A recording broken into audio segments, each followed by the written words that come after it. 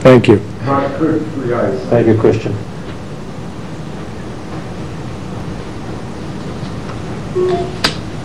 Much better.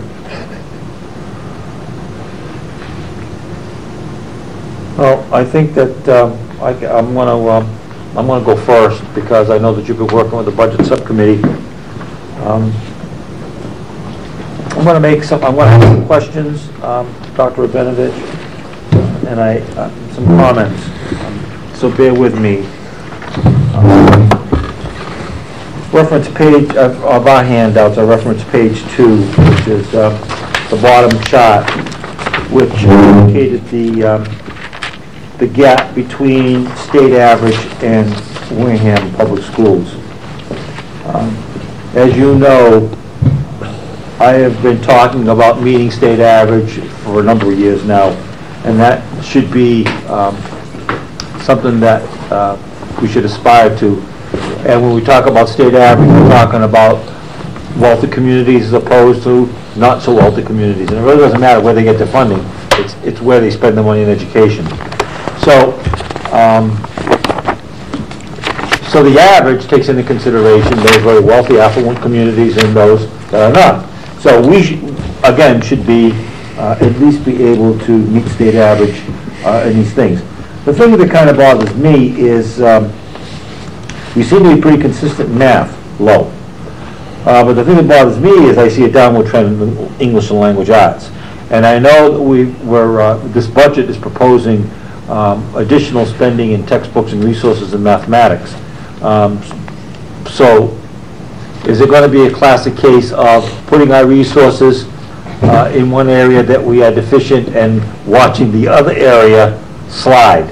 Or do you think that our slide in 2010 in English and language arts for the district is an aberration? If I may answer the question. Yes, it's directed towards you.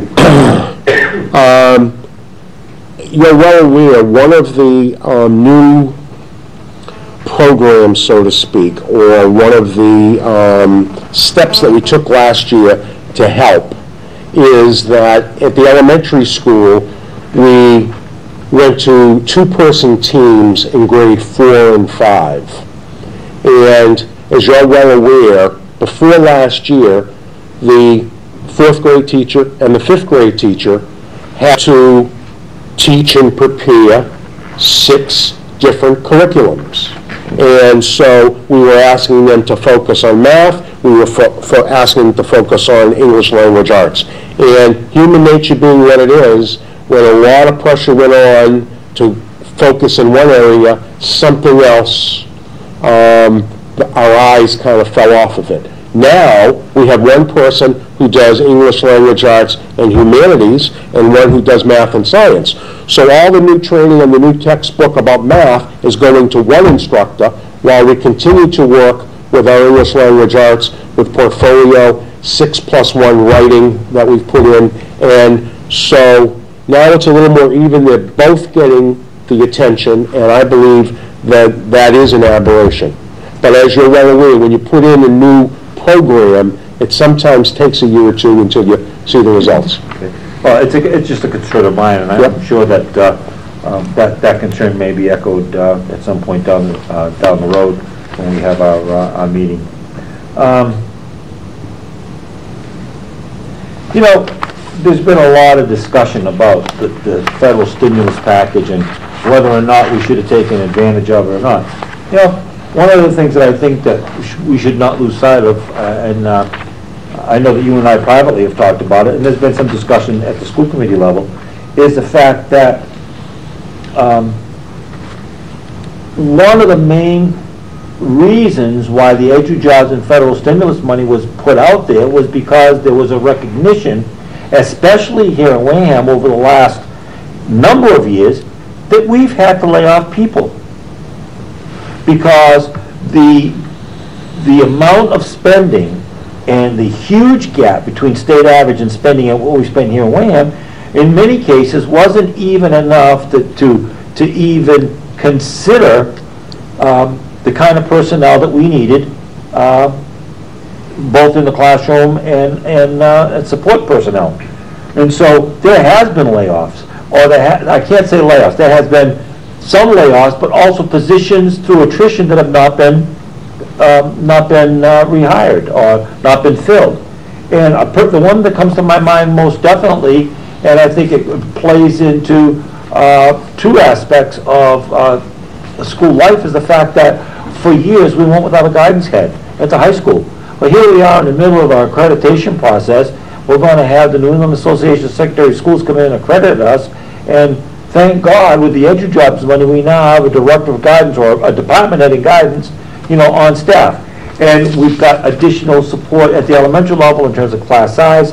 So I think that one of the rationales for the federal money to begin with, and us utilizing that federal money, is to fill the voids that were created through the fact that we were, for the greatest part of since ed reform, not funded at minimum levels. So I think we can't lose sight of that. And I think that when we make our presentation, that's got to be in the forefront. That we have had losses in personnel, profound losses in personnel. So, Dr. Sylvia, on that, if I may. Yeah. When they, 2 years ago, and we had the ARA money coming,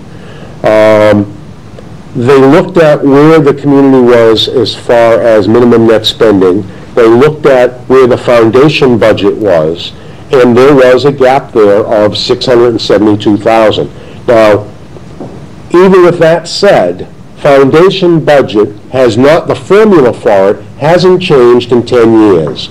So the percent or the amount of dollars that they thought were allowed for health insurance has not kept. We've had double-digit increases in health insurance and what it costs, but yet the foundation budget has not been changed in the last. So I do not believe the foundation budget adequate, first of all. However, the state used to feel say, all right, Wareham, you're below the foundation by $602,000.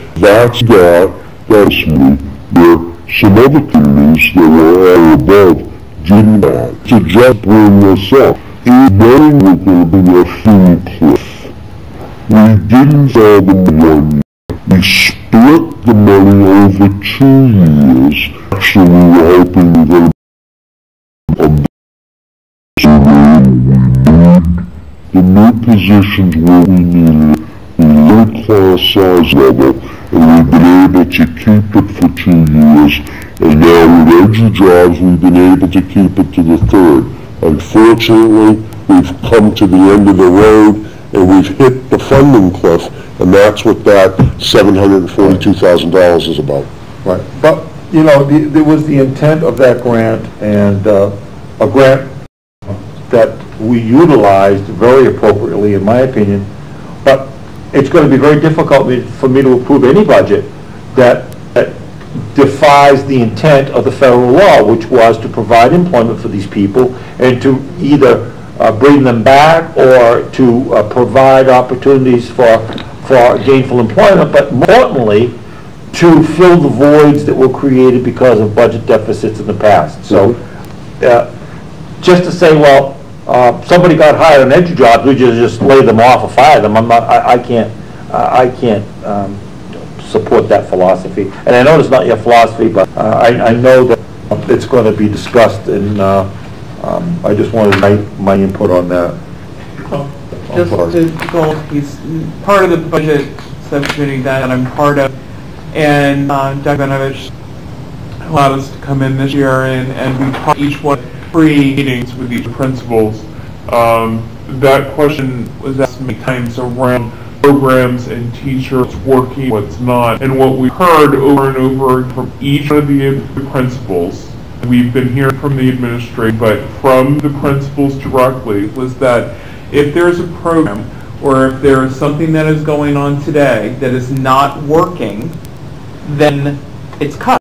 It's cut this year. And the issue that we're having with the stimulus money no longer being there is that these programs are working, and that from the budget subcommittee really taking a look at what what is basically needed to close that achievement gap. If these programs are working, have the data to prove it, we need to do whatever, keep those programs in place and give them their due time to start, not even continue to increase closing the achievement gap. Time is, yeah, that's key. Time is key. It's just important to say that the principals are echoing that they are being very...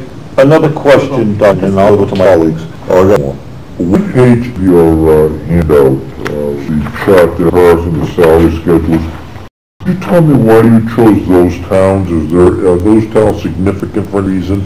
Because they owned us. Okay, all right. I mean, I just, you know, could get I basically, information. yes. All right. Well, they were the ones that were closest to Wareham. Okay. And, you know, a lot of them are in our, I believe, our league as well. South Coast Conference. South Coast Conference. And the other question that I have is one of the largest increases in instruction is in textbooks.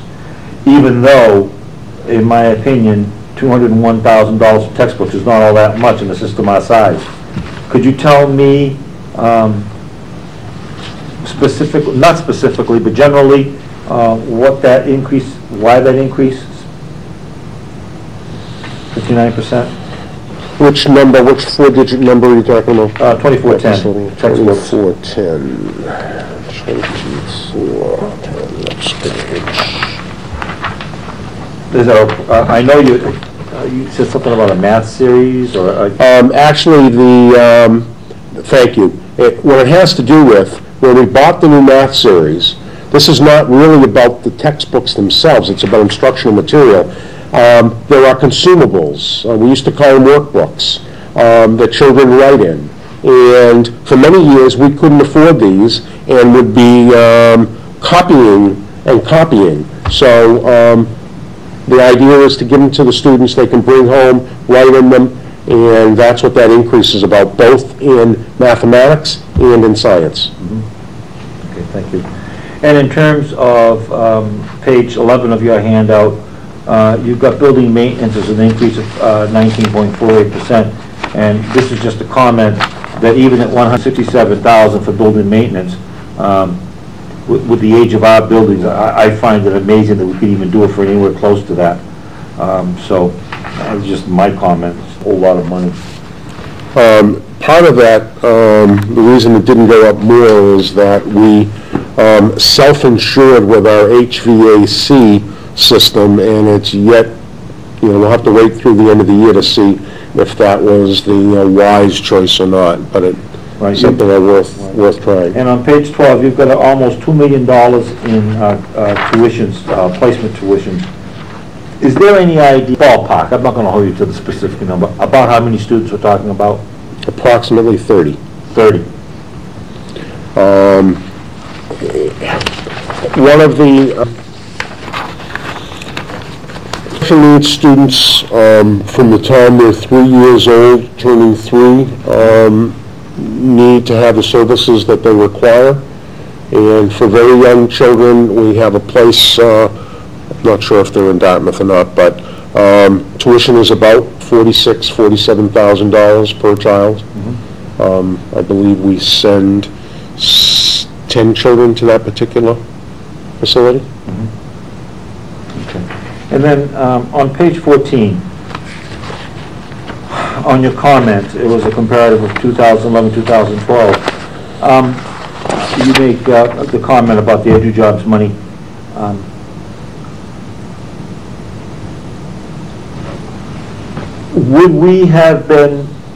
Could we have carried over more money had we not, this is just a question, this is Norman. Could we have carried over more money had we not shared the EduJobs money to 2012?